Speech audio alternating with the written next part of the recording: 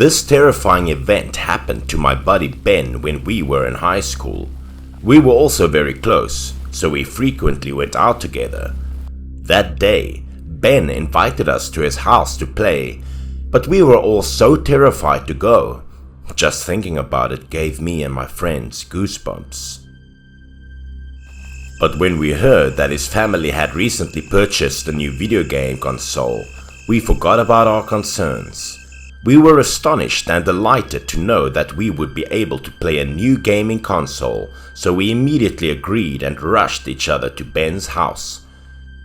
At the time, all of our families were farmers, and Ben's family was the wealthiest. His father frequently bought him many excellent toys. Ben even advised us on the way that we should approach his house through the rear entrance because some things might terrify us if we went in through the front door. I was concerned when I asked him whether his father slaughtered wild animals to soak wine. That was a little harsh. Hearing this, Ben voiced his disgust with my demeanor, stating that it was his father's profession, and that the more wild creatures that were drenched in alcohol, the higher the price they would sell for. Seeing that, we chuckled at the story and gradually entered Ben's house, and what made us not dare to go to Ben's house to play was his father, who worked as a brewer in a frightening style. The powerful odor of alcohol strikes the nostrils when the door was open, but something else drew my attention. It wouldn't be so frightening if Ben's father simply produced conventional wines, but he also produced wine from wild creatures. The wild animals were captured alive, placed immediately into the wine jar to drink the wine, and then drowned and perished, including snakes, pangolins, and monkeys. Ben's father even took owls and large geckos to soak in alcohol, and these wines were sold at exorbitant prices to the metropolis. After glancing around for a while, I got the impression that those wild white eyes were looking at me pitifully, which terrified me enough to close my eyes.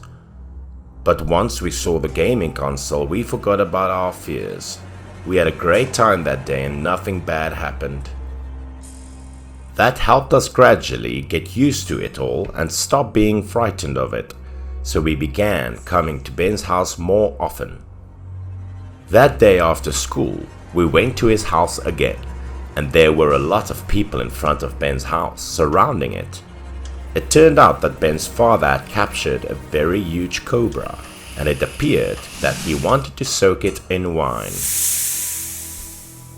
It was the first time anyone had seen such a large snake, and it was found deep in the forest, so everyone was intrigued and drew it back to examine it. The cobra glared angrily at Ben's father, and everyone warned him to be cautious with large snakes like these. Then, as Ben and I went by, his father was ready to begin soaking the cobra in a jar of wine. Seeing everything made me a bit terrified, but then I started playing the game and forgot about the snake. Strange things began to happen all of a sudden. Ben's character froze and no longer moved. When I saw that, I turned to question him and saw Ben with his head down, making little coughing sounds. Then Ben's face turned purple and he coughed harder. His eyes were white and his mouth was full of water. He began to choke.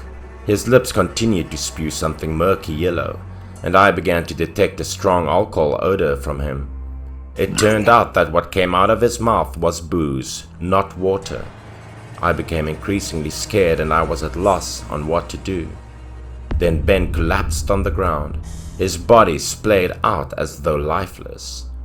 He was twisting and turning on the floor like a snake, wine still flowing out of his lips non-stop, and the image in front of me was horrifying. Ben appeared very weary after a time, laying on his back and motionless.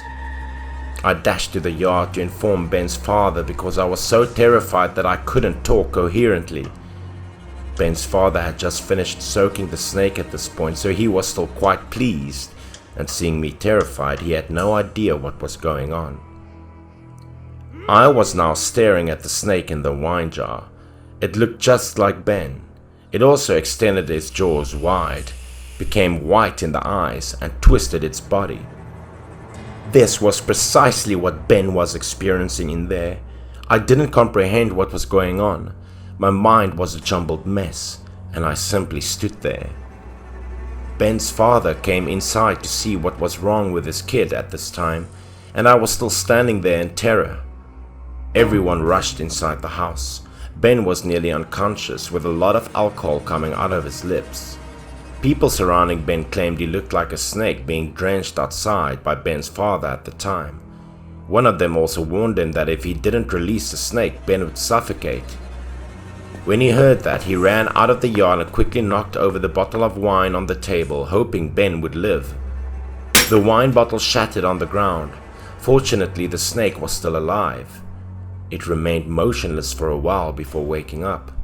It crept directly towards the pile of firewood to escape after calculating the direction. Everyone who watched the event that day, including me, was obsessed. Since Ben stopped vomiting as soon as the snake was freed, but did not wake up. Despite his father's efforts, Ben remained immobile.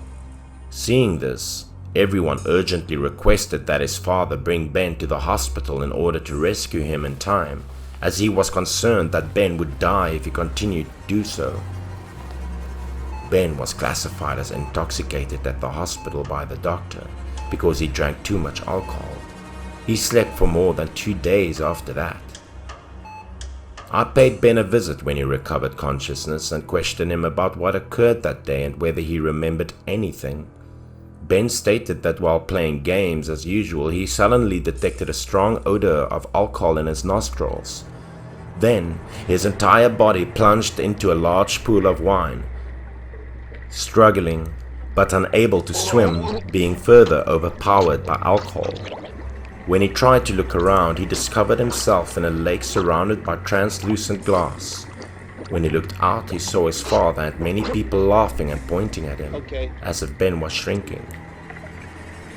Ben felt the glass pane break just as he was ready to pass out from exhaustion and drowning in the water. Then I told him about the snake that his father had soaked in wine and left outdoors in the yard, looking precisely like what he had been doing that day. We were all terrified.